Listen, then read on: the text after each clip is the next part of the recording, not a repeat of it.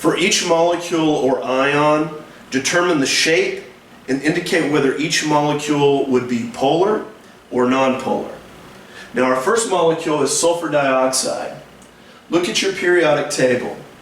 You can see that both oxygen and sulfur, they're in the same group, group 6, right? So the implication there is they both have 6 valence electrons. Now the very first step that we need to follow here is we got to create just a basic Lewis structure. And so in order to do that, let's take 3 elements. Each of the elements has 6 valence electrons. So we need to account for a total of 18.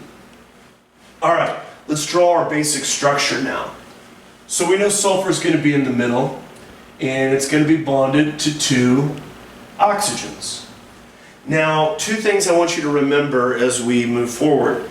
Notice oxygen is in period 2, and oxygen